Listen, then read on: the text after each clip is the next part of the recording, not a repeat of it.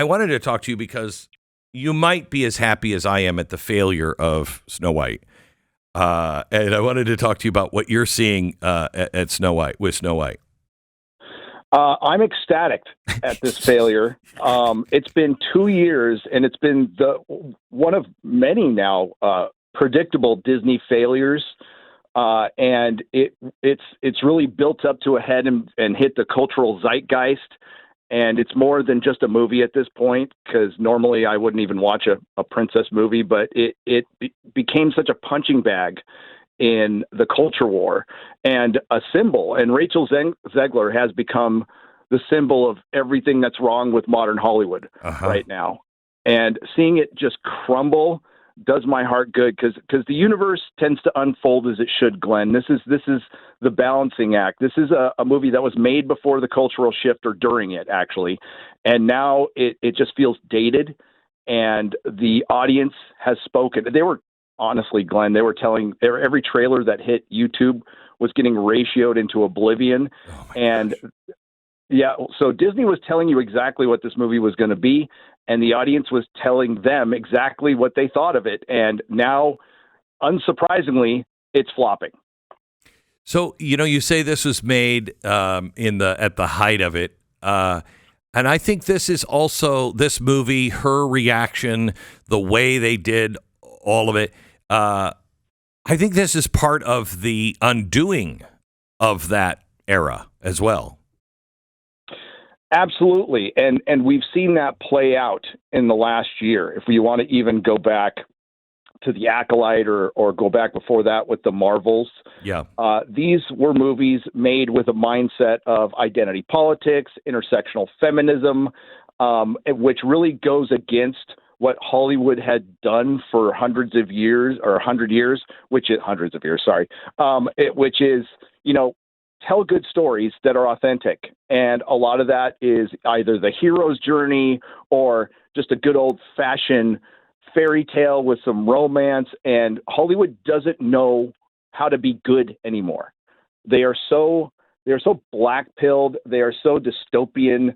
They are so nihilistic at this point that when you see something that's just good, that it disgusts them. And now they're, while they're trying to fix stuff, they don't even know how to do it. They don't know what a hero is. Right. Disney doesn't know what a Disney princess is anymore, Yes. Which is crazy. I had horrible pain in my hands. I had a hard time moving them. I could barely work with them. I couldn't write or type or anything. I tried everything. Then I found Relief Factor. Relief Factor is a 100% drug-free supplement developed by doctors, and it's safe to take daily. It made a real impact for me and so many others. Try their 3-week quick start now, $19.95 at relieffactor.com.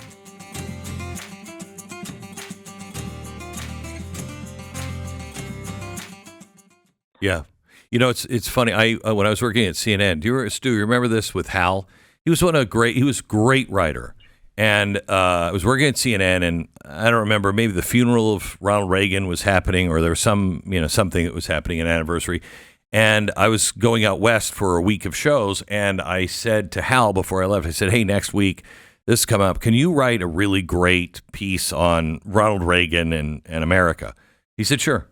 I get this piece of garbage back. I mean, it was like, come on. And I call Hal up and I said, Hal, you're a good writer. What the heck happened? And he's like, Glenn, I tried. I worked harder on that than I've ever worked on anything. He said, but I have to tell you, I hated Ronald Reagan. He said, so I don't know what people like about Ronald Reagan.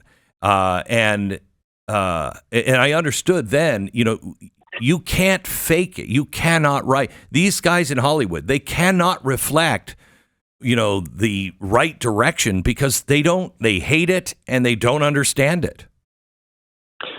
No, and it reviles them. The whole concept of a male hero in particular. We've seen what's happened is masculinity has been drained out of Hollywood, and it turns out they needed it.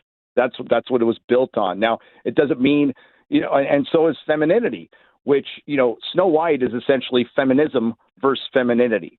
And sure, you could yes, it's made in 1937, but it boggles my mind that Disney took the film that built their empire. Yes. That it is a paradigm shift movie that is sacred text in Hollywood and just threw away the original script and gave us, and I'm not kidding, communist propaganda. Why do you say that? Snow White. Oh, it's filled with it throughout you get it in the second or third line of the film. They're introducing Snow White's parents, which was new. It's not from the original. And they somehow run a socialist kingdom where they run everything, but everybody gets to share anything, and everybody has to share in the bounty, right? And then instead of Snow White needing a prince, they replace the prince with a thief, and her desire is not to find a good man, it's to lead. So, of course, we want to give her a career over maybe a fulfilling life.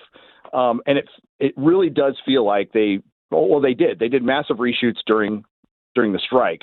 So they tried to fix some of it. So it's kind of half a fairy tale and half, as the BBC says, Glenn, a Marxist call to arms. Even the BBC called it out for its communist propaganda, which is saying something. So somebody said, here's my favorite line from a review. Rachel Zegler only became a princess and looked like a princess in the same way she looked like a product of incest. So I think that's great. Anyway, Stu was telling me he read a review. Somebody said that even the backgrounds, everything looks fake. I would imagine that's because didn't they have to strip all of the other people out of it to replace all of the not dwarf style people out and replace them with animation?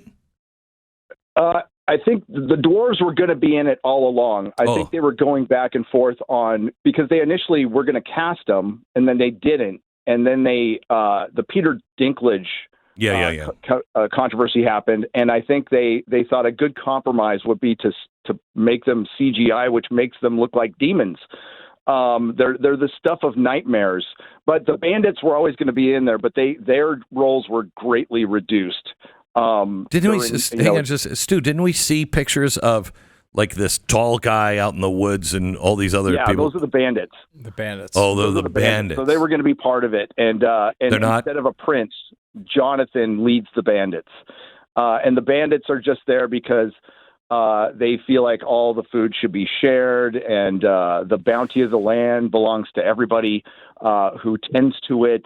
And it's such a clash of messages where it's supposed to be some kind of socialist utopia, but except Rachel Zegler's Snow White is definitely the boss. So did they leave? We're not going to question that. Did they leave the evil queen? Is she evil or? Well, she has to be because she's a Jew. So. Yes, she is. And Gal Gadot, man, bless her heart, she does her best. She's not a very good actress, and it turns out she's not a very good singer either. But she's pretty. But yeah, some of the most iconic scenes from the original, because I rewatched the original before I saw this, are gone. They're missing the I'm Wishing song and Someday My Prince Will Come song, and they turned them into songs about leading. And her end, sorry to spoil it for anybody, but the witch falls out, lightning strikes a cliff, and she falls off. No, she just gets sucked into a mirror at the end. They expanded her role, but that was not good. I would have reduced her role. But there is a magic mirror. As well. Yes. And does the magic mirror tell you that you can be pregnant if you're a boy?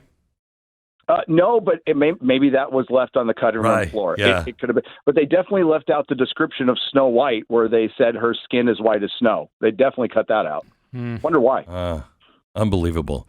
Thank you so much, man. I just had to talk to you today because I knew that you would be just joyful as I was. I was actually a little disappointed in the numbers. I was hoping it would do worse. But it will. It will. The international numbers, these films do better internationally, and they're doing terrible. So this is not going to have the legs they want. It's going to lose hundreds of millions of dollars. The budget was $250 before marketing. What happens to Zegler? Oh, she goes to Broadway. That would be my guess. Her movie career is over. They're never going to put her on a red carpet again. She is. That has been the most well-documented worst PR disaster in Hollywood history, without a doubt. Unbelievable. Gary, thank you very much. Appreciate it. Thanks for having me on, Glenn. You bet. Care. That's Gary Beekler. He's Nerdrotic. If you follow him, Nerdrotic, Nerdrotics. at Nerdrotics for Twitter if you want to follow him.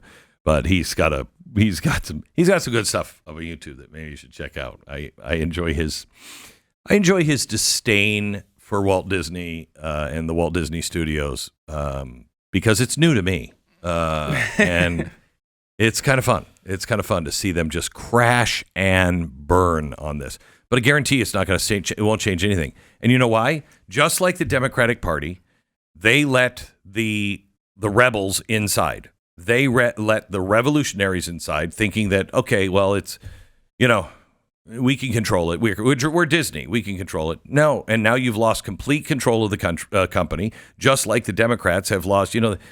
Well, there's good regular old Democrats. They disagree with all of that. No, you don't. No, you don't. Chuck Schumer is running like a scared little girl.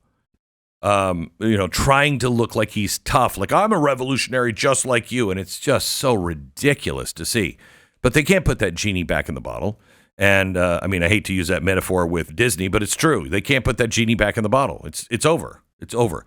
How are you going to clean that place up and get rid of all of the revolutionaries? You can't. That's all it's there now.